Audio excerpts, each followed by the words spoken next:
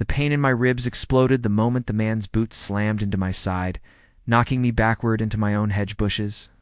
Branches scraped my arms as I hit the ground, my phone flying across the grass, while the shock of being assaulted in my own driveway froze my mind. The man in the sleeveless black tactical jacket stood over me, breathing heavily. His boots still raised slightly like he was considering kicking me again. "That's what happens when you ignore HOA directives," he said angrily. "You were warned 3 times about your unauthorized storage shed." Behind him, 2 other men wearing identical sleeveless black tactical jackets were already tearing into my shed with crowbars and prying tools.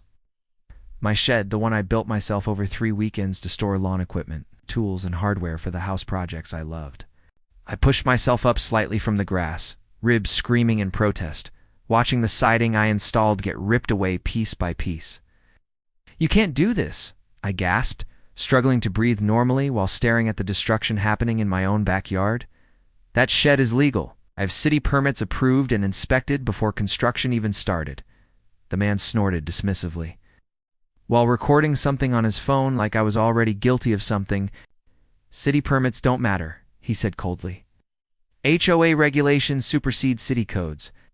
Your structure violates Section 12-7. We're removing it today, and you're being fined $18,000 for non-compliance and obstruction." I stared at him in disbelief, still on the ground, trying to understand how a neighborhood HOA could justify kicking someone.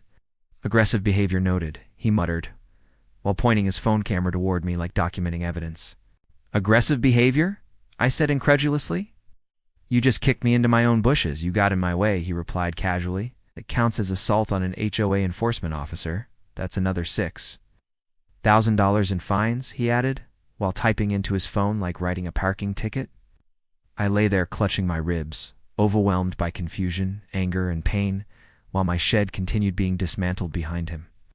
Then I heard the deep thunder of a diesel engine approaching the street. The unmistakable rumble of Marcus Sullivan's lifted Ford F-350 rolled into my driveway much faster than normal. Tires chirped as the truck braked hard, dust swirling behind it as the engine growled loudly. Marcus stepped out in one smooth motion, scanning the driveway, and immediately spotting me on the ground beside the bushes. Marcus and I had been best friends since high school, more like brothers after 20 years of shared life. He spent 15 of those years serving as an Army Ranger with combat deployments across Afghanistan and Iraq. Marcus stood 6'4" and weighed around 240 pounds of muscle, hardened by years of training and combat. The moment he saw the boot print on my shirt, his expression turned from concerned to something dangerously controlled. "Dex, you okay?" he asked quickly while already moving toward me. The movement was fluid, precise, almost silent, the kind that comes from thousands of hours of military training. "This guy kicked me," I said while Marcus helped pull me to my feet carefully. "They're tearing down my shed even though it's legal." Marcus kept one hand steady on my shoulder while locking eyes with the tall man in the tactical vest. "Who are you?" Marcus asked calmly, "and why did you just assault my friend?" The man straightened slightly, attempting to regain authority despite Marcus towering over him.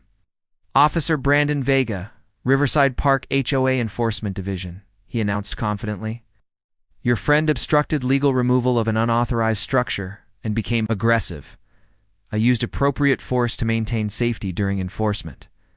Marcus's voice dropped several degrees colder. "Appropriate force?" he repeated slowly. "You kicked a man 8 inches shorter and 60 pounds lighter than you. That's not enforcement. It's assault." Vega shifted slightly, but tried maintaining his confident posture. "I'm HOA enforcement. I have authority." Marcus stepped forward one step, and suddenly Vega's confidence weakened noticeably. "You have authority to kick people on their own property?" Marcus asked quietly. "Let me see your credentials." "Real credentials." Vega hesitated before pulling out a laminated card from his wallet. Marcus examined it carefully for several seconds, while the 2 other men stopped dismantling the shed. His jaw tightened. "This is laminated office store plastic," Marcus said flatly. "These aren't law enforcement credentials. You're a civilian who just committed battery." Marcus then picked up my phone from the grass nearby. "Dex, did you record any of this?" he asked. "My phone flew when he kicked me," I replied. Marcus checked the device briefly before remembering something else. "Your doorbell camera records the driveway, right?" I nodded carefully while holding my ribs. "It's installed it 3 months ago." Everything happening here should be recorded. Marcus nodded once, satisfied. Perfect. Then we have video evidence of this clown kicking you. He immediately dialed emergency services while maintaining eye contact with Vega. Yes, I need Jacksonville police at 847 Riverside Park Drive, Marcus said firmly. Oh man, just assaulted my friend and destroyed property while claiming HOA authority.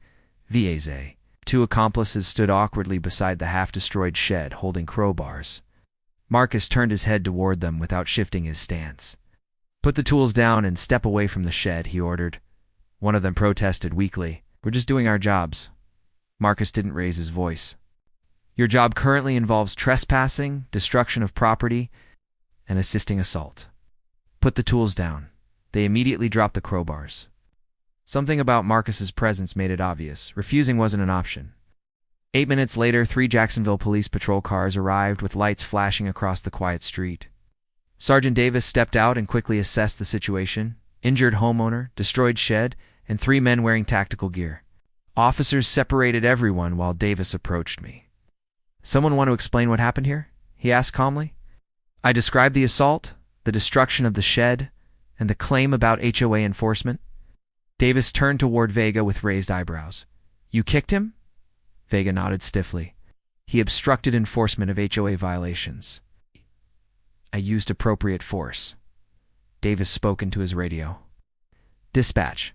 Check building permits for 847 Riverside Park Drive. After a brief pause, the response came back.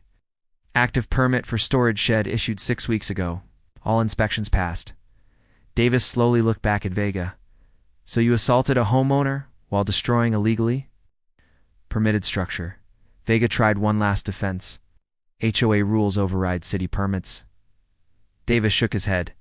No, they don't. He gestured to his officers. All 3 of you, hands behind your backs. You're under arrest. Months later, Vincent Harper and his crew were convicted, sentenced to decades in prison for fraud, assault, and racketeering. Marcus still trains me twice weekly in Brazilian Jiu-Jitsu, so I never end up kicked into bushes again. And every time I see my repaired shed standing strong, I remember the morning brotherhood and justice arrived in a diesel truck.